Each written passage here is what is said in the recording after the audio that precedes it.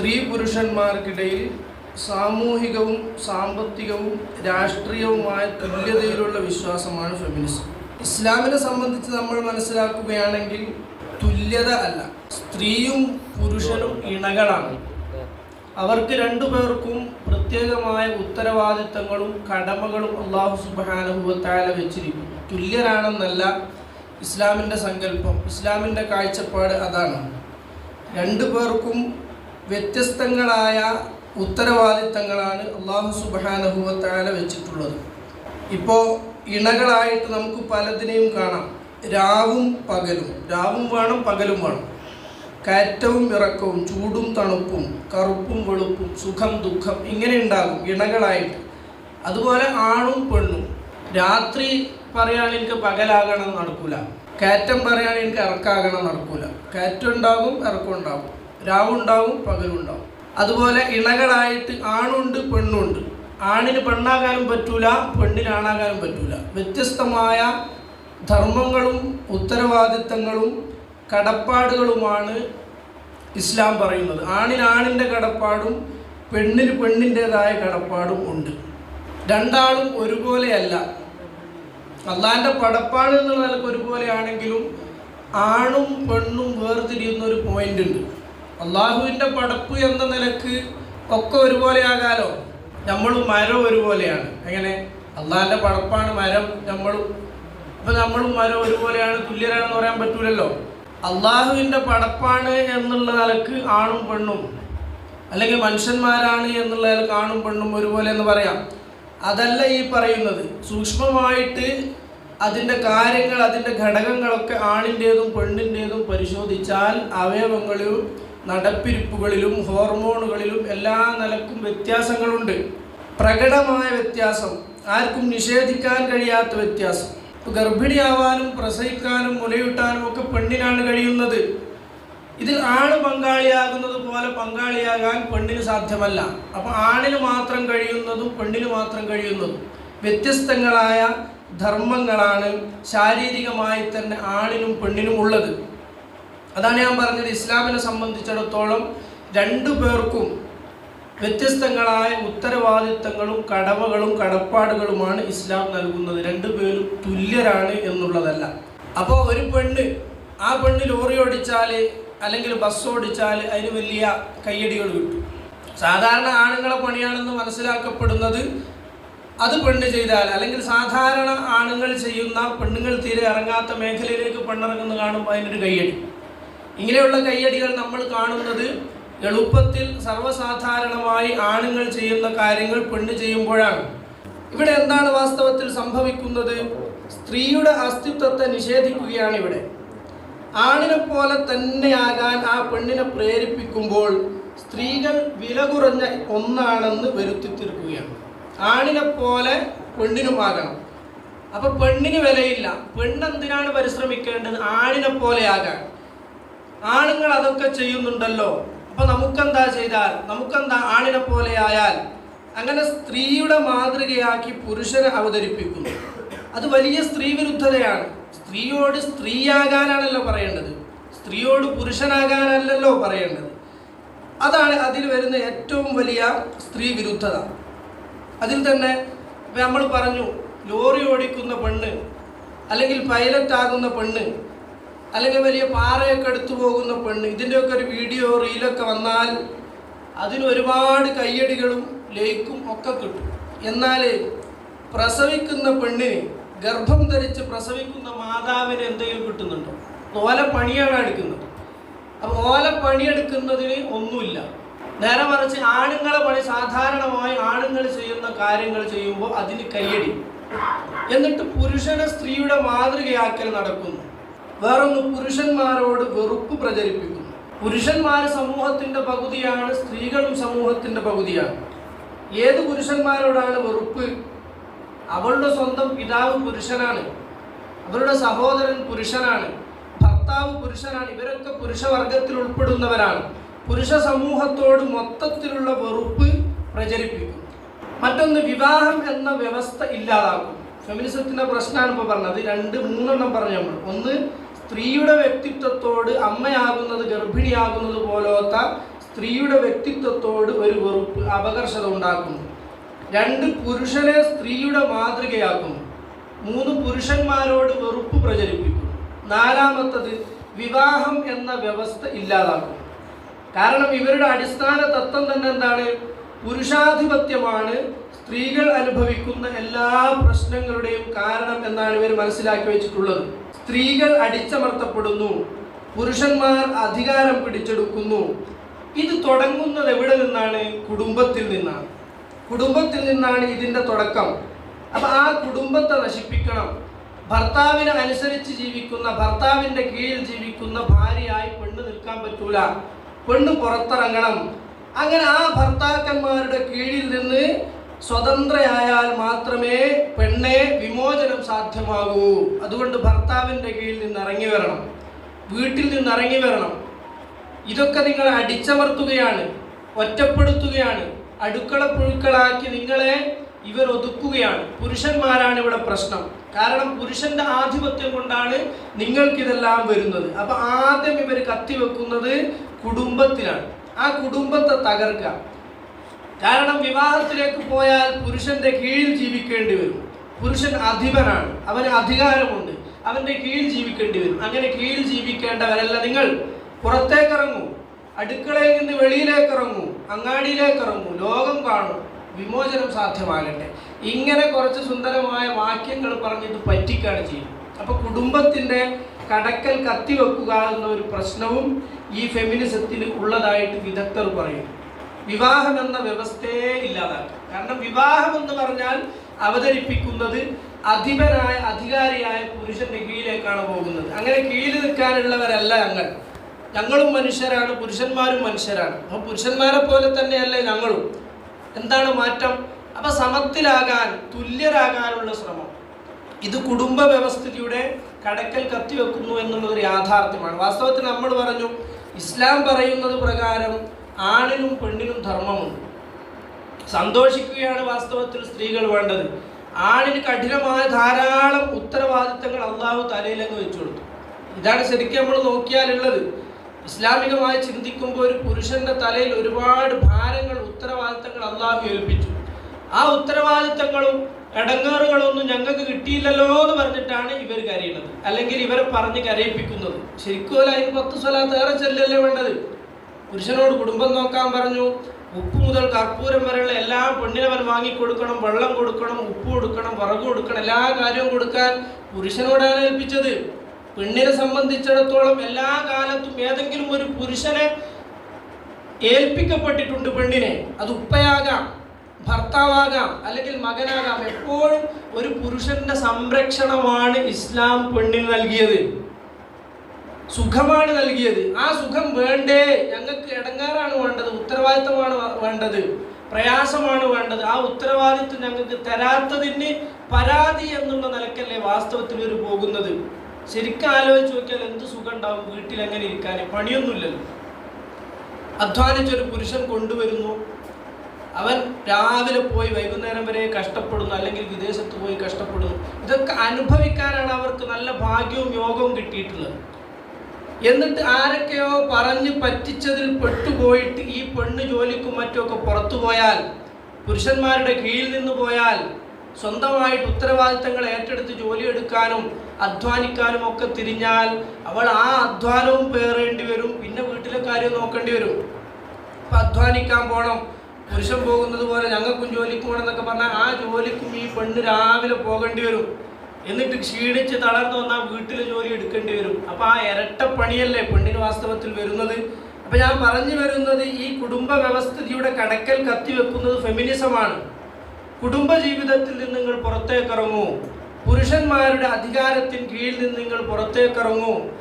ആ ജയിലറയിൽ നിന്ന്, അല്ലെങ്കിൽ ആ കാരാഗ്രഹത്തിൽ നിന്ന് നിങ്ങൾ പുറത്തേക്ക് വന്നാൽ നിങ്ങൾക്ക് രക്ഷ കിട്ടും, വിമോചനം കിട്ടും എന്ന് പറഞ്ഞ് പറ്റിക്കുകയാണ്. ഇത് ഫെമിനിസത്തിൻ്റെ ഏറ്റവും വലിയൊരു പ്രശ്നമാണ്. ആ നേരത്തെ പിന്നെ ശീർഷകത്തിൽ ഒരു ക്യാമ്പയിനൊക്കെ നടക്കുന്നത് നമ്മളെല്ലാവരും അറിഞ്ഞിട്ടുണ്ടാകും. ഏതായാലും മറ്റൊന്ന്, 5-മതായി പറയുന്ന ഒരു പ്രശ്നം ലെസ്ബിയനിസം പ്രോത്സാഹിപ്പിക്കുന്നു എന്നുള്ളതാണ്. ആണിൻ്റെ കീഴിൽ പെണ്ണ് നിൽക്കണ്ട, അപ്പോഴല്ല ചെറുതായി പോകുന്നത്. അതുകൊണ്ട് പെണ്ണും കല്യാണം കഴിച്ച് ജീവിക്കുക. പെണ്ണും പെണ്ണും ഒപ്പം ജീവിക്കുക.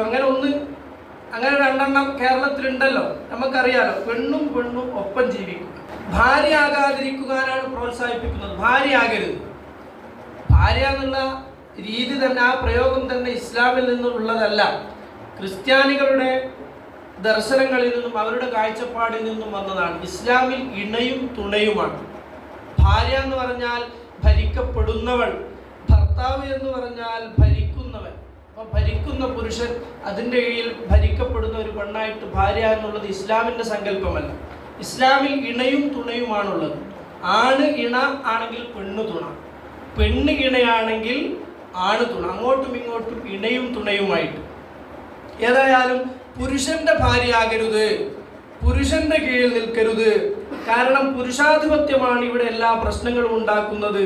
ആ പുരുഷാധിപത്യത്തിന്റെ തുടക്കം കുടുംബത്തിൽ നിന്നാണ്. അപ്പൊ കുടുംബം എന്ന് പറയുന്ന സംഗതി ഇവിടെ പറ്റില്ല. അതാണ് പെണ്ണുങ്ങളെ മോചനമില്ലാത്തവരാക്കി നിങ്ങളെ മാറ്റുന്ന ഘടകം, കുടുംബം. അപ്പൊ അതിൽ നിന്ന് പുറത്തേക്ക് ഇറങ്ങി വരണം. പിന്നെ കൂടെ ജീവിക്കാൻ, ആരോടെങ്കിലും ജീവിക്കാൻ താല്പര്യം ഉണ്ടാകൂലേ? അപ്പൊ ഒരു പെണ്ണിനെ സ്വീകരിക്കുക, എന്നിട്ട് പെണ്ണും പെണ്ണും ജീവിക്കുക. ഈ ലെസ്ബിയനിസത്തെ പ്രോത്സാഹിപ്പിക്കുന്നു. സ്വർഗ വിവാഹം നമ്മൾ പറഞ്ഞല്ലോ, കേരളത്തിൽ രണ്ടെണ്ണുണ്ട്, നമുക്കറിയാം. ഇതതിൻ്റെ ഒരു പ്രശ്നമാണ്. സാധാരണ നമ്മൾ ലോകത്തിൻ്റെ തുടക്കം മുതലുള്ള ചരിത്രം പരിശോധിച്ച് നമ്മൾ ഇങ്ങനെ നോക്കിയാൽ എല്ലാ കാലത്തും വന്ന ഒരു രീതിയില്ലേ, ആണ് ഇണ പെണ്ണ് തുണ, ഇണയും തുണയായി ആണും പെണ്ണും ജീവിക്കുന്നത് എല്ലാ കാലത്തും ഉണ്ടായിട്ടില്ലേ? അങ്ങനെയല്ലേ ലോകം ഇവിടെ നിലനിൽക്കുന്നത്? ഇതൊന്നും ചിന്തിക്കാതെ പല താല്പര്യത്തിന് വേണ്ടി കൂടുതലും ഇതൊക്കെ ഇസ്ലാം വിരുദ്ധമാണ്, ഇസ്ലാമിനെതിരായിട്ട് അങ്ങനെ അവതരിപ്പിക്കപ്പെടുകയാണ്. ശരിക്കൊന്ന് ചിന്തിച്ചാൽ ഏതൊരാൾക്കും മനസ്സിലാകുന്ന കാര്യങ്ങളെ ഇതിലൊക്കെ ഉള്ളൂ. പക്ഷേ പലതരത്തിലും ബ്രെയിൻ വാഷ് ചെയ്യപ്പെട്ട് എങ്ങനെയൊക്കെയോ ഉള്ള അവരുടെ പ്രചാരണങ്ങളിൽ, കുപ്രചാരണങ്ങളിൽ അകപ്പെട്ടുകൊണ്ട് നമ്മുടെ സഹോദരിമാരൊക്കെ കുറച്ചൊക്കെ ഇതിലേക്ക് ആകൃഷ്ടരാകുന്നു എന്നുള്ളത് വർത്തമാന കാലത്തൊരു സത്യമാണ്, യാഥാർത്ഥ്യമാണ്. മറ്റൊന്ന്, നിരീശ്വരവാദത്തിലേക്കുള്ള പാലമായി വർത്തിക്കുന്നു. നിരീശ്വരവാദത്തിലേക്ക് പോകുന്നുണ്ട്. കാരണം ഇവർ പറഞ്ഞ് അങ്ങനെ പോകും, നിരീശ്വരവാദത്തിലേക്കും മതനിരാസത്തിലേക്കും ഒക്കെ പോകും. കാരണം മതനിയമങ്ങളിൽ സ്ത്രീകൾക്ക് വിലക്കുകളുണ്ട്. അതിനാൽ പുരുഷന്മാർക്കും വിലക്കുണ്ട്. ഓല് പറയുന്നതാണ്, സ്ത്രീകൾക്ക് ചില വിലക്കുകളുണ്ട്, പുരുഷന്മാർക്കും വിലക്കുണ്ട്, എല്ലാവർക്കും വിലക്കുകൾ ഇസ്ലാമിലുണ്ട്. അവർ പറയുന്നത് സ്ത്രീകൾക്ക് ചില വിലക്കുകളുണ്ട്. അതിനാൽ മതങ്ങൾ പുരുഷാധിപത്യ സമൂഹത്തിൻ്റെ നിർമ്മിതിയാണ്. പുരുഷാധിപത്യ സമൂഹമാണ് മതം നിർമ്മിച്ചത്, ഒരിക്കലും ദൈവത്തിൽ നിന്നുള്ളതല്ല. ദൈവത്തിന് അതിൽ പങ്കൊന്നുമില്ല, മനുഷ്യന്മാരുണ്ടാക്കിയതാണ്. അതുകൊണ്ട് സ്ത്രീകൾക്ക് വിരുദ്ധമാണെന്ന് പറഞ്ഞിട്ട് മതത്തിനെതിരെ, ദൈവത്തിനെതിരെയുള്ള കാര്യങ്ങളും അവരതിൽ പറയുന്നുണ്ട്. അപ്പം ആ ഫെമിനിസത്തിൻ്റെ ആ ഭാഗത്തിലൂടെ നേരെ പോകുന്നത് മതനിരാസത്തിലേക്കോ നിരീശ്വരവാദത്തിലേക്കോ ഒക്കെയാണ്. ഇങ്ങനത്തെ 6 പ്രധാന പ്രശ്നങ്ങൾ ഫെമിനിസത്തിനുള്ളതായിട്ട് ഇതിലുള്ള വിദഗ്ധർ പഠിപ്പിക്കുന്നുണ്ട്. ഫെമിനിസം കൊണ്ട് ഇനി സ്ത്രീകൾക്ക് എന്താ വരുന്നതെന്നും കൂടെ ചുരുക്കത്തിൽ പറഞ്ഞുകൊണ്ട് ഞാൻ അവസാനിപ്പിക്കുകയാണ്. പിന്നെ അവരൊരു പ്രധാന പോയിന്റ്, പുരുഷന്റെ ആധിപത്യമാണ് സ്ത്രീകൾ അനുഭവിക്കുന്ന എല്ലാ പ്രശ്നങ്ങൾക്കും കാരണം. ചുരുക്കത്തിൽ പുരുഷന്മാരെ ശത്രുവാക്കി കാണുക, പുരുഷനെ പോലെ ആകാൻ പെണ്ണിനെയും പ്രേരിപ്പിക്കുക. നമ്മൾ പറഞ്ഞു ഇസ്ലാമിൻ്റെ കാഴ്ചപ്പാട് ഓരോരുത്തരും വ്യത്യസ്തരാണ്, ഇണകളാണ്, ഓരോരുത്തർക്കും ഉത്തരവാദിത്തങ്ങളും കടപ്പാടുകളും ഉണ്ട്, അത് നിറവേറ്റി ജീവിക്കുകയാണ് വേണ്ടത് എന്നാണ് ഇസ്ലാമിൻ്റെ കാഴ്ചപ്പാട് എന്ന് നമ്മൾ പറഞ്ഞു. സ്ത്രീകൾക്ക് വിമോചനം ഉണ്ടാകാൻ വേണ്ടിയാണ് ഫെമിനിസം ഇവിടെ കൊണ്ടുവന്നത്. ആ ഫെമിനിസം കൊണ്ട് സ്ത്രീകൾക്ക് വിമോചനം ഉണ്ടായോ? അതല്ല. സ്ത്രീകൾക്ക് എന്താണ് ഉണ്ടായത്? പ്രയാസമാണോ ഉണ്ടായത്? വിമോചനമാണോ ഉണ്ടായത്? ദുഃഖമാണോ ഉണ്ടായത്? അതല്ല അവർക്ക് സന്തോഷമാണോ? ഈ ഫെമിനിസം പറയുന്ന നിലക്കുള്ള തുല്യതയും സന്തോഷവും ആണോ അവർക്ക് കിട്ടിയത് എന്ന് നമ്മൾ നോക്കിയാൽ ഈ ഫെമിനിസം കൊണ്ട് ഉണ്ടായിട്ടുള്ളത് മുഴുവൻ അപകടങ്ങളാണ്. ഫെമിനിസം കൊണ്ട് സ്ത്രീകൾക്ക് എന്ത് കിട്ടി? ഫെമിനിസം കൊണ്ട് സ്ത്രീകൾക്ക് കിട്ടുന്നത് ഒന്നാമത്തെ കാര്യം വിവാഹമോചനമാണ്. വിവാഹത്തിൽ നിന്ന് മോചിതയാകുന്നു പെണ്ണ്. കാരണം ഇതിലെ തീവ്ര ഫെമിനിസ്റ്റുകളായ ആളുകൾ ദാമ്പത്യത്തിൽ നിന്നുള്ള മോചനം, ഭർത്താവിൻ്റെ കീഴിൽ നിന്നുള്ള മോചനം, ആ മോചനത്തെയാണ് സ്ത്രീ വിമോചനമായി കണക്കാക്കുന്നത്. അപ്പം ഭർത്താവിൻ്റെ കീഴിൽ നിന്ന് ഒരു പെണ്ണ് ചാടിപ്പോന്ന് ഞാൻ എൻ്റെ ഭാര്യയല്ല എന്നും പറഞ്ഞ് കുടുംബബന്ധം ഒഴിവാക്കി പോന്നാൽ പെണ്ണിന് മോചനം കിട്ടി. ഇതാണ് തീവ്ര ഫെമിനിസ്റ്റുകൾ പറഞ്ഞു പഠിപ്പിക്കുന്നത്. അതിൻ്റെ ഒപ്പം പിന്നെ ഏതായാലും പുരുഷവിരോധം ഇവർ പ്രചരിപ്പിക്കുന്നുണ്ട്. അങ്ങനെ ഭർത്താക്കന്മാരെ സ്ത്രീകൾ ശത്രുക്കളായി കണ്ട് വിവാഹമോചിതകളായി ഒന്നിനും പറ്റാത്ത മൂലക്കാകുന്ന, ഒന്നിനും പറ്റാതെ ഒറ്റപ്പെടുന്ന മൂലക്കാകുന്ന ഒരു അവസ്ഥ പെണ്ണുങ്ങൾക്ക് വരുന്നു. ഇതാണ് ഫെമിനിസം കൊണ്ട് സ്ത്രീകൾ അനുഭവിക്കുന്ന, സ്ത്രീകൾക്ക് കിട്ടിയ ഒരു കാര്യം. വിവാഹമോചനത്തിലേക്ക് പോയി.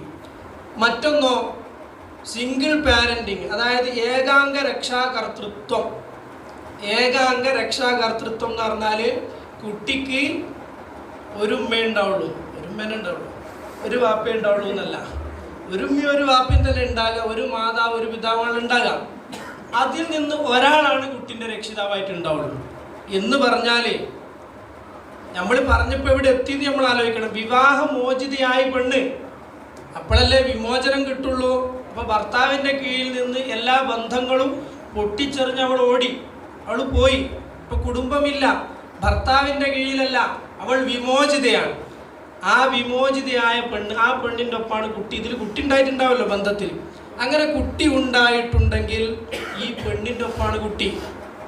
അല്ലെങ്കിൽ കോടതിയിലെ ചില നിയമങ്ങളും വ്യവഹാരങ്ങളും പ്രകാരം പുരുഷൻ്റെ ഒപ്പം പോകും. ഇവർ പിരിഞ്ഞല്ലോ, അപ്പോൾ ഒന്നുകിൽ മാതാവിൻ്റെ ഒപ്പമായിരിക്കും കുട്ടി, അല്ലെങ്കിൽ പിതാവിൻ്റെ ഒപ്പമായിരിക്കും. എങ്ങനെയായാലും ഏതെങ്കിലും ഒരാളുടെ പരിചരണവും പരിലാളനയും മാത്രമാണ് കുട്ടിക്ക് കിട്ടുന്നത്.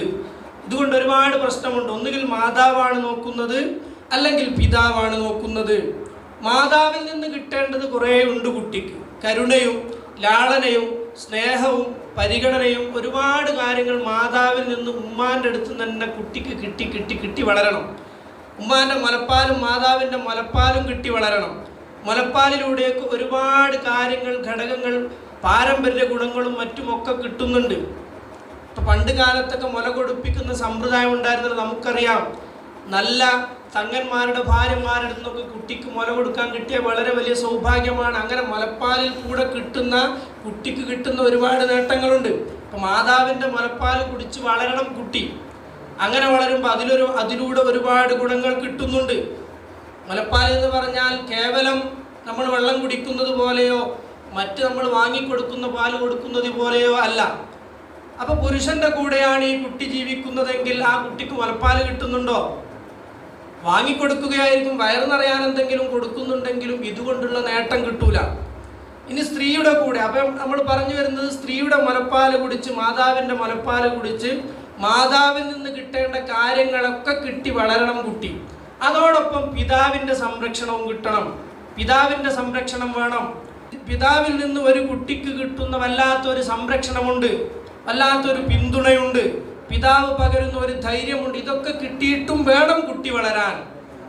അപ്പോൾ ഒരാളിൽ നിന്നുള്ളത് മാത്രമേ കിട്ടുന്നുള്ളൂ, മാതാവിൻ്റെത് മാത്രമേ കിട്ടുന്നുള്ളൂ, പ്രശ്നമാണ്. പിതാവിൻ്റെത് മാത്രമേ കിട്ടുന്നുള്ളൂ, അവിടെയും പ്രശ്നമാണ്. അപ്പോൾ രണ്ടാളുടേതും കുട്ടിക്ക് കിട്ടണം. പിതാവിൽ നിന്ന് കിട്ടേണ്ടതും മാതാവിൽ നിന്ന് കിട്ടേണ്ടതും ഒക്കെ കിട്ടണം. അത് ഇവിടെ കിട്ടില്ല. കാരണം ഇവർ തമ്മിൽ പിരിഞ്ഞല്ലോ, അപ്പോൾ ഒരാളുടെ കൂടെയായിരിക്കും കുട്ടി. ഇങ്ങനെ വന്നാൽ ആരുടെ കീഴിലായാലും ധാരാളം പ്രശ്നങ്ങൾ ഈ കുട്ടികൾക്ക് വരും. മാനസികമായ പ്രയാസങ്ങൾ വരും, മാനസികമായ അസുഖങ്ങൾ വരും, കുറ്റവാസനകൾ വരും, ക്രിമിനൽ മൈൻഡ്, അതായത് പലതും ചെയ്യാനും വെട്ടാനും കുത്താനും കൊല്ലാനും ഒക്കെ തോന്നും. ഇങ്ങനെ സിംഗിൾ പാരന്റിങ്ങിലൂടെ വളരുന്ന കുട്ടികൾക്ക് ധാരാളം പ്രശ്നങ്ങളുണ്ട് എന്ന് പഠനങ്ങൾ ചൂണ്ടിക്കാട്ടുന്നു. അപ്പോൾ സ്ത്രീകൾക്ക് ഇപ്പം എന്താ ഉണ്ടായത്? ഫെമിനിസം കൊണ്ട് ഒന്ന് വിവാഹമോചനം, മറ്റൊന്ന് വിവാഹമോചിതയായാൽ പിന്നെ കുട്ടിക്ക് ഒരു രക്ഷിതാവ് ഉണ്ടാവുള്ളൂ, ഒന്നുകിൽ പിന്നെ മാതാവ് അല്ലെങ്കിൽ പിതാവ്. ഇവിടെ ഏകാംഗ രക്ഷാകർതൃത്വത്തിൻ്റെ പ്രശ്നവും വരുന്നുണ്ട്. രണ്ടാളിൽ നിന്നും കിട്ടേണ്ടത് കുട്ടിക്ക് കിട്ടുന്നില്ല. അതുകൊണ്ട് കുറ്റവാസനയും മറ്റുമായിട്ടുള്ള ധാരാളം പ്രശ്നങ്ങൾ കുട്ടികളിൽ വരും. കുട്ടികളുടെ വളർച്ചയെ അത് സാരമായി ബാധിക്കുന്നുണ്ട്. അതുപോലെ തന്നെ മക്കൾക്ക് അവകാശം നിഷേധിക്കപ്പെടും. മക്കൾക്ക് രണ്ടാളിൽ നിന്നും കിട്ടേണ്ടത് പലതുമുണ്ടല്ലോ, പല അവകാശങ്ങളും കിട്ടേണ്ടതുണ്ടല്ലോ. അങ്ങനത്തെ അവകാശങ്ങളൊക്കെ മക്കൾക്ക് നഷ്ടപ്പെടുന്നു. അതുപോലെ തന്നെ വിഷാദ രോഗം, ഡിപ്രഷൻ എന്ന് പറയുന്ന വിഷാദ രോഗവും ഇതിൻ്റെ പ്രശ്നങ്ങളായിട്ട് പറയപ്പെടുന്നുണ്ട്. ഫെമിനിസം അങ്ങനെ പോയി അത് വിഷാദത്തിലേക്ക് എത്തും. എങ്ങനെയാണെന്ന് പറഞ്ഞാൽ വിവാഹമോചിതരായി എല്ലാ ഭാരങ്ങളും ഏറ്റെടുത്ത് തന്നെ ഈ പെണ്ണ് ജീവിക്കേണ്ടി വരുമ്പോൾ വിഷാദ രോഗത്തിലേക്കും ഡിപ്രഷനിലേക്കും ആങ്സൈറ്റിയിലേക്കും ഒക്കെ പെണ്ണുങ്ങൾ പോവുകയാണ്. അതിൻ്റെ കണക്കൊക്കെ വിശദമായി പറയുന്നുണ്ട്, ഞാനതൊന്നും പറയുകയല്ല. അപ്പോൾ അതുകൊണ്ട് പെണ്ണുങ്ങൾക്ക് വരുന്ന മറ്റൊന്ന് വിഷാദ രോഗമാണ്. കാരണം പുരുഷനില്ലെങ്കിൽ 17 വയസ്സായ കുട്ടികൾ, 18, 20 വയസ്സായ 1, 2 കുട്ടികൾ. ആ കുട്ടികളെ ഈ മാതാവ് ഒറ്റക്കാണ് നോക്കുന്നത്. ഇവർ പിരിഞ്ഞല്ലോ. അപ്പം മാതാവ് ജോലിക്ക് പോകണം, അധ്വാനിക്കണം, വീട്ടിലെ കാര്യം നോക്കണം. അപ്പം പുരുഷന് കിട്ടുന്ന ഉത്തരവാദിത്തങ്ങളൊക്കെ കിട്ടണം. പുരുഷനെ പോലെ ആകണം എന്ന് പറഞ്ഞാൽ പെണ്ണിന് ഇതാണ് ഉണ്ടാവുക എന്നാണ് പിന്നെ മനസ്സിലാക്കേണ്ടത്. ഇപ്പം എന്താ ഉള്ളത്? പുരുഷൻ ചെയ്യുന്നത് പോലെ അവൾ അധ്വാനിക്കാനും പോകുന്നു, വീട്ടിലെ പണിയും ചെയ്യുന്നു, പിന്നെ മക്കളെ നോക്കുന്നു. ഇതൊക്കെ വരുമ്പം ഭാരം വന്നു. ആ ഭാരം താങ്ങാനാകാതെ സ്ത്രീകൾ വിഷാദ രോഗത്തിൻ്റെ അടിമകളായി മാറുന്നു. അപ്പോൾ പുരുഷനെ പോലെയാകണം, പുരുഷന്മാർ ചെയ്യുന്നതൊക്കെ ചെയ്യണം എന്ന് വെറുതെ രസത്തിന് പറയാമെങ്കിലും അവസാനം പോയി ഇത്തരം വിഷാദ രോഗത്തിലേക്കാണ് എത്തുന്നത്. വാസ്തവത്തിൽ പുരുഷന്മാർക്ക് കൊടുത്ത ഉത്തരവാദിത്വമൊന്നും നമ്മുടെ തലയിലേക്ക് വന്നില്ലല്ലോ എന്നാലോചിച്ച് സന്തോഷിക്കുകയാണ് പെണ്ണുങ്ങൾ വേണ്ടത് എന്ന്. ഇത് ശരിക്കും മനസ്സിലാക്കിയാൽ നമുക്ക് മനസ്സിലാകൂലേ? അതുപോലെ തന്നെ ഈ ഫെമിനിസം ആയാലും ലിബറലിസം ആയാലും എല്ലാവരും ഈ പറയുന്ന പെണ്ണ്, ആ പെണ്ണിനെ പറ്റി നമ്മളൊന്ന് ആലോചിക്കണം. ഇവർ പറയുന്ന പെണ്ണ് ഏതാണ്? വാസ്തവത്തിൽ ഇവർക്ക് സ്ത്രീകൾ പുറത്തിറങ്ങി കിട്ടണം.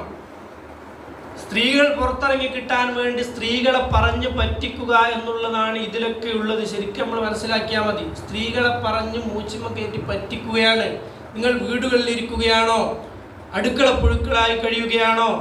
വിമോചനം വേണ്ടേ? പുറത്തേക്കിറങ്ങൂ, നിങ്ങളുടെ ശരീരമല്ലേ, ഇപ്പം നിങ്ങൾക്ക് ഇഷ്ടമുള്ളതുപോലെ വസ്ത്രം ധരിച്ചൂടെ, നിങ്ങൾക്കിവിടെ സ്വാതന്ത്ര്യമില്ലേ, മതത്തിൻ്റെ വേലിക്കെട്ടുകളിൽ നിന്ന് പുറത്തേക്ക് വരൂ എന്നൊക്കെ പറഞ്ഞിട്ട് പറ്റിക്കുകയാണ്. വാസ്തവത്തിൽ ഈ പുരുഷന്മാർ ചതിയന്മാരാണ്. സംഭവം എന്തൊക്കെ പറഞ്ഞാലും പുരുഷന്മാരുടെ കയ്യിലാണ് ലോകമുള്ളത്. ആ പുരുഷൻ്റെ കച്ചവട താല്പര്യത്തിന് വേണ്ടി പറഞ്ഞ് പറ്റിച്ച് പെണ്ണിനെ പുറത്തിറക്കണം. സ്കൂളിൽ നല്ല സുന്ദരിമാരായ ടീച്ചർമാരെയാണ് വെക്കുന്നത്. സുന്ദരിമാരായ ടീച്ചർമാർ. സ്ത്രീ വിമോചനം എന്നല്ല, സുന്ദരികളായ സ്ത്രീകൾക്ക് വിമോചനം എന്ന് വേണമെങ്കിൽ അവർക്ക് പറയാം. അതല്ല അവർ പറയണത്. സ്ത്രീ വിമോചനം എന്ന് പറഞ്ഞാൽ മൊത്തത്തിൽ അങ്ങനെയല്ലേ പറയുള്ളൂ. എന്നിട്ട് സ്കൂളിൽ വെക്കാൻ ടീച്ചർമാർ സുന്ദരിമാരാകണം. ടെക്സ്റ്റൈൽസിൽ വെക്കാനും മറ്റ് കമ്പോളങ്ങളിലും കടകളിലുമൊക്കെ ജോലിക്ക് നിർത്താനും സുന്ദരികളായ സ്ത്രീകൾ വേണം. ആ സ്ത്രീകളുടെ ശരീരമാണ് ഇവർ വിൽക്കുന്നത്. അതിന് മുട്ടായിപ്പൊതിയിൽ പൊതിഞ്ഞ സുന്ദരങ്ങളായ കുറച്ച് വാക്യങ്ങൾ പറയുന്നു എന്നേ ഉള്ളൂ. സ്ത്രീകളെ പറ്റിക്കുകയും സ്ത്രീകളെ ചൂഷണം ചെയ്യുകയുമാണ് ചെയ്യുന്നത്. സ്ത്രീയുടെ ശരീരം അവർ ഉപയോഗപ്പെടുത്തിയിട്ട് പണം സമ്പാദിക്കുന്നു, അവർ കണ്ടാസ്വദിക്കുന്നു എന്നുള്ളതാണ് ഇതിൻ്റെ ആകെ മൊത്തം. സ്ത്രീ എന്ന് പറഞ്ഞാൽ പെണ്ണ് എന്ന് പറഞ്ഞാൽ ഒരു ഉമ്മ ഒരു കുട്ടിനെ പ്രസവിച്ച് അന്ന് ആണോ പെണ്ണോ നോക്കിയാൽ അത് പെണ്ണാണെങ്കിൽ പെണ്ണല്ലേ? അന്ന് മുതൽ പെണ്ണാണ്. മരിക്കുന്ന 90-100 വയസ്സ് വരെ പെണ്ണല്ലേ? ജനിച്ച അന്ന് മുതൽ മരിക്കുന്ന 100 വയസ്സാണെങ്കിൽ ആ 100 വയസ്സ് വരെ പെണ്ണാണ്. പക്ഷേ ഇവരുടെ അടുത്തുള്ള പെണ്ണ് എന്ന് പറഞ്ഞാൽ ഏതാ? ഒരു 15-18 വയസ്സായ പെണ്ണായി, ഒരു 35-40 അത്ര ആ ഒരു യുവത്വത്തിൻ്റെ തുടിപ്പ് നിൽക്കുന്ന കാലത്ത് മാത്രമാണ് ഇവർക്കിടയിലുള്ള പെണ്ണുങ്ങളെ കുറിച്ചുള്ള ചർച്ച തന്നെ ഉള്ളൂ. കുട്ടികളെ കുറിച്ചുള്ള ചർച്ചയില്ല, വൃദ്ധകളായ സ്ത്രീകളെ കുറിച്ച് ചർച്ചയില്ല. ഇവരുടെ അടുത്ത് പെണ്ണ് എന്ന് പറഞ്ഞാൽ തന്നെ 25-30 കൊല്ലം ഉണ്ടാവും. എന്ന് പറഞ്ഞാൽ ആ പെണ്ണിൻ്റെ സൗന്ദര്യം തുടിച്ചു നിൽക്കുന്ന കാലത്ത് പെണ്ണിനെ കിട്ടണം. അതിന് പെണ്ണിനെ പറഞ്ഞ് പറ്റിക്കണം. അങ്ങനെ പറ്റിച്ചാൽ പെണ്ണ് പുറത്തേക്ക് വരും. പെണ്ണ് പുറത്തേക്ക് വന്നാലോ ആണിന് സന്തോഷിക്കാം. പെണ്ണ് മറച്ചു നടന്നാലോ ഈ പറയുന്ന ആളുകൾക്ക്, ഇസ്ലാമിൻ്റെ ശത്രുക്കൾക്ക് ദഹിക്കില്ല. കാരണം മറച്ചു നടക്കുന്നതിന് പലതും പറഞ്ഞ് പരിഹസിക്കും. എന്തിനാണിത്? അവർക്ക് കാണണം ഈ പെണ്ണിനെ, ആ പെണ്ണിൻ്റെ സൗന്ദര്യം ആസ്വദിക്കണം. അപ്പം ശരീരം മറച്ചു പോകുന്ന പെണ്ണുങ്ങളെ കാണുമ്പോൾ ഇവർക്ക് ഇങ്ങോട്ട് ആകെ ചൊറിഞ്ഞു കയറുക. കാരണം ഇവർ കാണണത്. അപ്പം ഞാൻ കാണിച്ചു തരൂല എന്ന് പറയുന്ന ആ ആർജവം, അതാണ് നമ്മുടെ സ്ത്രീകൾ മറക്കുന്നവരൊക്കെ ചെയ്യുന്നത്. എൻ്റെ ശരീരം, അതിൻ്റെ സൗന്ദര്യം ഞാൻ നിനക്ക് കാണിച്ചു തരൂല എന്നാണല്ലോ പറയണത്. അപ്പം അതിലുള്ള അമർഷമാണ്. അതിന് വളഞ്ഞ വഴിയിലൂടെ പറഞ്ഞു പറ്റിക്കും. എങ്ങനെ? ഈ ചാക്കിട്ട് മൂടിയിട്ട് ഇങ്ങനെ നടക്കുക, ഒരു ഐസ്ക്രീം കിട്ടിയാൽ അതെങ്ങനെയാണ് തിന്നുക എന്നൊക്കെ പറഞ്ഞിട്ട് കാർട്ടൂണും മറ്റൊക്കെ ഉണ്ടാക്കിയിട്ട് പലതും പറഞ്ഞ് പരിഹസിക്കും. ആ പരിഹാസത്തിൽ വീണുപോകും ചില കുട്ടികൾ. അങ്ങനെ വീണു പോകുമ്പോൾ നമ്മുടെ ശരീരമല്ലേ, നമുക്കെന്താ ഇങ്ങനെ വസ്ത്രം ധരിച്ചാലെന്ന് തോന്നും. അതിൽ വീണു പോകുന്നവരാണ് വാസ്തവത്തിൽ നമ്മുടെ പെൺകുട്ടികളും അങ്ങനെ വസ്ത്രം ധരിക്കുന്നവരൊക്കെ. ശരിക്കും മനസ്സിലാക്കിയാൽ അതാണ് അതിലുള്ളത്. പെണ്ണിൻ്റെ ശരീരവുമായി ബന്ധപ്പെട്ട് ആണിൻ്റെ നോട്ടം എങ്ങനെയാണ്? ശാസ്ത്രം എന്ന് പറയുന്നവർ ശാസ്ത്രം പരിശോധിച്ചാൽ ഒരു പെണ്ണ് പോകുമ്പോൾ, ഒരങ്ങാടിയിലുള്ള ഒരു പെണ്ണ് പോകുന്ന സമയത്ത് അങ്ങാടിയിലുള്ള പുരുഷന്മാരെ മുഖം മൊത്തം ക്യാമറയിൽ വരണം. പെണ്ണല്ല. പെണ്ണ് പോകുമ്പോൾ അങ്ങാടിയിലുള്ള ഒരു 10 സെക്കൻഡ് ഒരു പെണ്ണ് പോകുമ്പോൾ ആ അങ്ങാടിയിലുള്ള 100 പുരുഷന്മാരുടെ കണ്ണെവിടേക്കാണ് പോകുന്നത് എന്ന് മാത്രം ക്യാമറ എടുത്താൽ തിരിയ ആണിൻ്റെ സ്വഭാവം. ആ നിലക്കാണ് ആണിനെ അല്ലാഹു സുബ്ഹാനഹു വ തആല സൃഷ്ടിച്ചിട്ടുള്ളത്. അവൻ്റെ രീതി അങ്ങനെയാണ്. പക്ഷെ നോക്കുന്നത് തെറ്റാണ്, നോക്കരുതെന്ന് ഇസ്ലാം വിശ്വാസികളോട് പറയുന്നുണ്ട്. അപ്പോൾ പുരുഷൻ അങ്ങനെ നോക്കും, പുരുഷൻ അങ്ങനെ പെണ്ണിന് നോക്കാൻ ഇഷ്ടപ്പെടും. അങ്ങനെ നോക്കാൻ ഈ മേലാളന്മാരായ പുരുഷന്മാർക്ക് പെണ്ണിനെ കിട്ടണം. അപ്പോൾ ഇസ്ലാമിനെതിരെ കുതിര കയറിയിട്ട് ഇസ്ലാമിനെ കുറ്റം പറഞ്ഞിട്ട് ചാക്കിട്ട് മൂടുന്നു. 6-ാം നൂറ്റാണ്ടിലെ കറുത്ത ചാക്ക്, ഐസ്ക്രീം തിന്നാൻ പറ്റൂല, നിങ്ങൾക്ക് ചൂടെടുക്കൂലേ, എന്തൊക്കെ സങ്കടവും ബേജാറും ഇവർക്ക്. ഇതൊന്നും ഞങ്ങൾക്കില്ലേ? ഞങ്ങളെ പെണ്ണുങ്ങൾക്ക് ഈ പ്രശ്നങ്ങളൊന്നുമില്ല. ഓർക്കാണ് വളരെ വലിയ സ്നേഹവും ഇഷ്ടം ഇങ്ങനെ ഒഴുകുന്നത്. ഇതിൻ്റെ പിന്നിലതാ പച്ചക്ക് പറഞ്ഞാൽ ഈ കാണുന്ന ഈ പോകുന്ന പെണ്ണിനെ കാണണം, ആ സൗന്ദര്യം കാണണമെന്ന് പുരുഷനാണ് ആഗ്രഹം. സൗന്ദര്യവതികളായ പുരുഷന്മാർ കടകളിൽ നിന്നാൽ, പരസ്യങ്ങളിൽ നിന്നാൽ ആണുങ്ങൾ അപ്പോഴേ വരുള്ളൂ എന്ന് ഈ ഉണ്ടാക്കുന്ന എല്ലാത്തിൻ്റെയും മുതലാളികളായ ആണുങ്ങൾക്ക് തന്നെ അറിയാം. ഒരു തീപ്പെട്ടിക്കൊള്ളി മുതൽ തീവണ്ടി വരെയുള്ള എല്ലാത്തിൻ്റെ പരസ്യത്തിലും പെണ്ണുപിടിയുണ്ട്. പെണ്ണുണ്ടെങ്കിലേ കച്ചവടം നടക്കുള്ളൂ. പെണ്ണിനെ കാണുമ്പോഴേ ആണിന് സന്തോഷം കിട്ടുള്ളൂ. അതിന് ഫെമിനിസമെന്നോ ലിബറലിസമെന്നോ തേങ്ങാപ്പിണ്ണാക്കുന്നോ പലതും പറഞ്ഞ് പറ്റിച്ച് പുരുഷൻ ഈ പെണ്ണുങ്ങളെ പറ്റിക്കും. ഇതാണ് വാസ്തവത്തിൽ ഇതിൻ്റെയൊക്കെ ആകത്തുക. ഇതൊക്കെ ഇസ്ലാം വിരുദ്ധമായിട്ടാണ് പോകുന്നത്. അപ്പോൾ അതുകൊണ്ട് വളരെ വലിയ പ്രയാസം അനുഭവിക്കുന്നത് മുസ്ലിമീങ്ങൾ തന്നെയാണ്. ആ മുസ്ലിങ്ങൾ കുറച്ച് പ്രയാസം അനുഭവിക്കേണ്ടി വരും. അള്ളാഹിൻ്റെ ദീനനുസരിച്ച് ജീവിക്കുമ്പോൾ അങ്ങനെയൊക്കെ വേണ്ടി വരുമല്ലോ. ഏതായാലും നമ്മൾ അതിൻ്റെ പ്രശ്നങ്ങളൊക്കെ കുറേ പറഞ്ഞു. അവസാനമായി ഇതിൽ ഫെമിനിസം കൊണ്ട് സ്ത്രീകൾ അനുഭവിക്കുന്ന പ്രയാസങ്ങൾ പറഞ്ഞതിൽ ഒന്ന് നമ്മൾ വിവാഹമോചനം പറഞ്ഞു, ഏകാംഗ രക്ഷാകർതൃത്വം പറഞ്ഞു, അവകാശം നിഷേധിക്കപ്പെടുന്ന മക്കൾ പറഞ്ഞു, വിഷാദ രോഗം പറഞ്ഞു, അവസാനത് ആത്മഹത്യക്ക് എത്തുക. എന്താണ് ഇപ്പം ഉണ്ടായത്? ഇവരെ ഫെമിനിസം കൊണ്ട്, ഫെമിനിസത്തിൻ്റെ ഒരു പ്രശ്നം തന്നെ പുരുഷൻ്റെ ആധിപത്യമാണെന്നല്ലേ അവർ പറയുന്നത്. പുരുഷൻ്റെ കീഴിൽ ജീവിക്കുക, പുരുഷൻ്റെ ആധിപത്യം നടക്കുക, അതാണ് പ്രശ്നം. അതുകൊണ്ട് അവിടുന്ന് പോരണം. കുടുംബത്തിനാണ് ഇവർ ആദ്യം കത്തിവെക്കുന്നത്, അവിടുന്ന് പോരണം. എന്നിട്ട് പിന്നെ അതുകൊണ്ട് പിന്നെ എന്താ എവിടേക്കാണ് എത്തിയതെന്ന് നോക്കിയാൽ വിവാഹമോചനം, ആണും പെണ്ണും പിരിഞ്ഞു. അപ്പോൾ കുട്ടിക്ക് ഒന്നുകിൽ മാതാവേ ഉള്ളൂ അല്ലെങ്കിൽ പിതാവേ ഉള്ളൂ. അതുകൊണ്ട് കുട്ടിയും പ്രയാസപ്പെട്ടു, കുട്ടിക്ക് അവകാശങ്ങളും കിട്ടാതായി. ഈ പെണ്ണെന്തായി? കുട്ടികളെ നോക്കണം, ജോലിയും ചെയ്യണം, പെരയത്തെ കാര്യം നോക്കണം, എല്ലാം നോക്കണം. അപ്പോൾ കണ്ടു, ഓക്ക് തലവേദനയായി, ഓക്ക് അസുഖമായി, വിഷാദമായി. അപ്പോൾ പുരുഷൻ നോക്കേണ്ട, പുരുഷൻ നോക്കിയാൽ ഈ തലവേദനവും വിഷാദ രോഗമൊന്നും വരൂല. പുരുഷന് കിട്ടുന്നതൊക്കെ കിട്ടണേ എന്ന് പറഞ്ഞ് മുറവിളി കൂട്ടിയിട്ട് പറ്റിക്കപ്പെടുന്ന ഈ പെണ്ണുങ്ങൾ അവസാനം ഇതിലേക്കാണ് എത്തുക. അപ്പോൾ ബോധമുള്ള ആളുകൾക്ക് ചിന്തിച്ചാൽ തിരിയും, പണി കൂടുതൽ പുരുഷനാണ്. പിന്നെ ഈ ആളുകൾക്ക് കുത്തക മുതലാളിമാരായ ലോകം ഭരിക്കുന്ന ആളുകൾക്ക് പെണ്ണിനെ പുറത്ത് കിട്ടണം. അതിന് പറഞ്ഞ് പറ്റിച്ചിട്ട് ഈ പെണ്ണിൻ്റെ ശരീരം വിറ്റിട്ട്, സൗന്ദര്യം വിറ്റിട്ട് പണമുണ്ടാക്കാനാണ്, അതേപോലെ പെണ്ണിനെ പുറത്ത് കിട്ടിയിട്ട് സന്തോഷിക്കാനാണ് ഇവരിതൊക്കെ പറഞ്ഞുകൊണ്ടിരിക്കുന്നത് എന്നുള്ളതാണ് ഇതിൻ്റെ ആകത്തുക. അവസാനം നമ്മൾ ആ പറഞ്ഞ കൂട്ടത്തിലുള്ള ഒരു പ്രശ്നം കൂടെ പറഞ്ഞുകൊണ്ട് ഞാൻ നിർത്തുന്നു. ആത്മഹത്യ. ഇപ്പം എന്താ? വിവാഹമോചിതയായി പെണ്ണ്. കാരണം അടുക്കളയിൽ നിന്ന് പോരണം, ആണിൻ്റെ കീഴിൽ നിന്ന് പോരണം, എന്നാലല്ലേ വിമോചനം കിട്ടുള്ളൂ. അപ്പോൾ ആണിൻ്റെ കീഴിൽ നിന്ന് ഓള് പോന്നു. അപ്പോൾ പിന്നെ കുട്ടിക്ക് ഒന്നുകിൽ മാതാവേ ഉള്ളൂ അല്ലേ പിതാവേ ഉള്ളൂ, ആരെങ്കിലും കൂടല്ലേ കുട്ടി ഉണ്ടാകുക. കുട്ടിക്ക് അവകാശം നിഷേധിക്കപ്പെട്ടു, ഇവൾ ഭാരം പേറി വിഷാദ രോഗിയായി. പിന്നെ ഓളെന്താ ചെയ്യുക? ലഹരി ഉപയോഗത്തിലേക്കും മറ്റും പോകും. ജീവിതം മടുത്തിട്ട് ആത്മഹത്യയിലേക്ക് പോകും. അങ്ങനെ ജീവിതം മടുത്ത് ഒന്നിനും കഴിയാതെ മാനസികമായി തളർന്ന് ആത്മഹത്യയിലേക്ക് പോകുന്നതിൻ്റെ കണക്കുകൾ എടുത്തു നോക്കിയാൽ ഈ ഫെമിനിസം കൊണ്ട് കുടുംബബന്ധം തകർന്നവരിൽ ധാരാളം കാണാം. നല്ല ഒരു ശതമാനം ഇങ്ങനെ പെണ്ണുങ്ങളാണ് മരിക്കുന്നത്. ഇപ്പം എന്തിനാ ഒരു പോയത്? എന്തിനാ ഈ പെണ്ണ് പോയത്? സമത്വം കിട്ടാൻ, സ്വാതന്ത്ര്യം കിട്ടാൻ, വിമോചനം കിട്ടാൻ. അങ്ങനെ ഓള് വിമോചിതയായി നേരെ കുയിലേക്കാണ് പോണത്. അപ്പം ഈ പറയുന്ന ഫെമിനിസം കൊണ്ടുള്ള വിമോചനം ഇതേ ഉണ്ടാവുള്ളൂ. അവസാനം ജീവിതം അവസാനിപ്പിക്കുന്ന നിലയിലേക്ക് എത്തും. അതിൻ്റെ അടിയിൽ പുരുഷന് പലതും കിട്ടാനുള്ള അവൻ്റെ തന്ത്രം കൊണ്ട് അവൻ്റെ ലക്ഷ്യത്തിലേക്ക് പെണ്ണിനെ എത്തിക്കാനുള്ള പല തന്ത്രങ്ങളും പല കാര്യങ്ങളും പറഞ്ഞ് പയറ്റി പെണ്ണിനെ പറ്റിച്ച് മൂറ്റിമ്പ കയറ്റി ഒരു കുടുംബജീവിതത്തിൽ നിന്ന് പുറത്താക്കി, ഒരു നല്ല സുന്ദരമായ സമാധാനമുള്ള ജീവിതത്തിൽ നിന്ന് പുറത്താക്കിയിട്ട് പെണ്ണിനെ നശിപ്പിക്കുന്നതിലേക്കാണ് ഈ ഫെമിനിസം പോകുന്നത്. അങ്ങനെയാണ് ഫെമിനിസം പോകുന്നത്. ആ ഫെമിനിസത്തിൻ്റെ ചിന്താഗതി ഇന്ന് നമ്മുടെ സമൂഹത്തിൽ പ്രത്യേകിച്ച്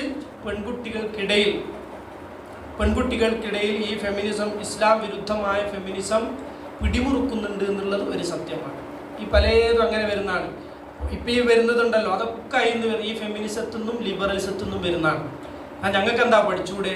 ഞങ്ങൾക്ക് എന്താ വണ്ടി ഓട്ടിക്കൂടെ, ഞങ്ങൾക്ക് എന്താ മാൽദീനിൻ്റെ ജേഴ്സി ഇട്ടൂടെ. ഇപ്പം എങ്ങനെയാണ് നമ്മൾ കണ്ടില്ലേ, മാൽദീനിൻ്റെ ജേഴ്സി, മറ്റേ അർജൻറ്റീന മറ്റേ വലിയ കളിക്കാരൻ, പഴയ കളിക്കാർ മാൽദീനി, റൊണാൾഡീഞ്ഞോ, ഇങ്ങനെ തുടങ്ങിയിട്ടുള്ള പഴയ കാലത്ത് ബാറ്റിസ്റ്റൂട്ട, ഇങ്ങനെ 15, 20, 25 കൊല്ലം മുമ്പൊക്കെ മൺമറഞ്ഞു പോയ അല്ലെങ്കിൽ കളി നിർത്തിപ്പോയ കളിക്കാർ ജേഴ്സി.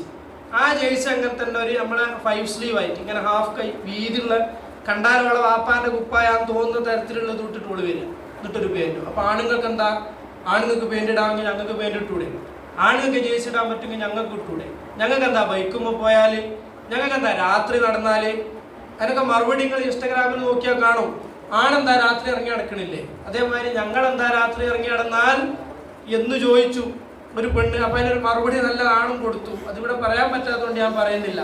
അപ്പം ആണിറങ്ങി നടന്നാൽ പ്രശ്നമൊന്നുമില്ല, പെണ്ണിറങ്ങി നടന്നാൽ അങ്ങനെയല്ല, ഒരു പ്രശ്നമുണ്ട്. പച്ചക്കോൻ പറഞ്ഞ പോക്കും തിരിഞ്ഞു, അതിൻ്റെ പ്രശ്നം. ആണിറങ്ങി നടക്കും പോലെ പെണ്ണ് രാത്രി ഇറങ്ങി നടന്നാൽ ഈ ആണ് പെണ്ണിനെ കൊണ്ടുപോയിട്ട് ആക്രമിക്കും, അത് തന്നെയാണ് പ്രശ്നം. അപ്പം അങ്ങനെ വേണ്ടിയിട്ടാലെന്താ, പന്ത് കളിച്ചാലെന്താ, ജോലിക്ക് പോയാലെന്താ, കാർ ഓട്ടിയാലെന്താ, ബൈക്ക് ഓട്ടിയാലെന്താ, അങ്ങാടി നടന്നാലെന്താ, ആണുങ്ങളെ പോലെ അങ്ങക്കും ചെയ്താൽ എന്താ. എന്നിട്ട് അതിനെല്ലാ സപ്പോർട്ടും ലൈക്കും കൊടുത്തിട്ട് മൂച്ചിമ കയറ്റി വിടുന്നത് ആണുങ്ങൾ. എന്നാലേ നാളെ രാവിലെ ഈ പെണ്ണുങ്ങളെ കാണാൻ കിട്ടുള്ളൂ. അപ്പം ആണുങ്ങൾ വല്ലാതെ പെണ്ണുങ്ങളെ ചതിക്കുന്നുണ്ട് ഇവിടെ. ലോകത്തിൻ്റെ അങ്ങേ തല മുതലുള്ള മുതലാളിമാർ മുതൽ ഓരോരുത്തർക്കും പെണ്ണിനെ കാണാനും പെണ്ണിനെ ആസ്വദിക്കാനും എന്ത് പറഞ്ഞ് പറ്റിക്കാൻ കഴിയും, എങ്ങനെ പെണ്ണിനെ പറ്റിക്കാൻ കഴിയും, അതിന് പറ്റുന്ന കാര്യങ്ങളൊക്കെ ഓരോരുത്തരുടെ കഴിവിൻ്റെയും അധികാരത്തിൻ്റെയും ബലം ഉപയോഗിച്ചുകൊണ്ട് കഴിയുന്നതൊക്കെ എല്ലാ ആണുങ്ങളും ചെയ്യുന്നത്. എന്നാൽ പിന്നെ റാഹത്തായിട്ട് നാളെ രാവിലെ ഓളെ റോട്ടുമ്പോൾ കാണാം, ഓളെ പാർക്കിൽ കാണാം, ബീച്ചിൽ കാണാം. ലോകത്തെല്ലോടത്തും പെണ്ണിനെ കിട്ടാൻ ഇങ്ങനെ നിങ്ങൾക്ക് സ്വാതന്ത്ര്യമില്ല, അങ്ങനെയല്ല ഇങ്ങനെയല്ല, പുരുഷാധിപത്യമാണ് ലോകം, അതുകൊണ്ട് കുടുംബം വേണ്ട, പുരുഷൻ്റെ കയ്യിൽ നിൽക്കണം, നിങ്ങൾ പുറത്തേക്ക് വാ, നിങ്ങൾ ജോലിക്ക് വാ എന്നൊക്കെ പറഞ്ഞിട്ട് ഇതൊക്കെ വായിച്ച് പഠിച്ചു നോക്കും. ആകെ മൊത്തം പെണ്ണിനെ ആസ്വദിക്കാനും പെണ്ണിൻ്റെ ശരീരം ഉപയോഗപ്പെടുത്താനുമുള്ള ഒരു ഗൂഢമായ ശ്രമം ഇതിലേതായാലും ഉണ്ട്. മറ്റു പല ഉദ്ദേശങ്ങളുണ്ടാകാം. ഇത് ശരിക്കും ആലോചിച്ചാൽ എല്ലാവർക്കും വ്യക്തമാകുന്നതാണ്.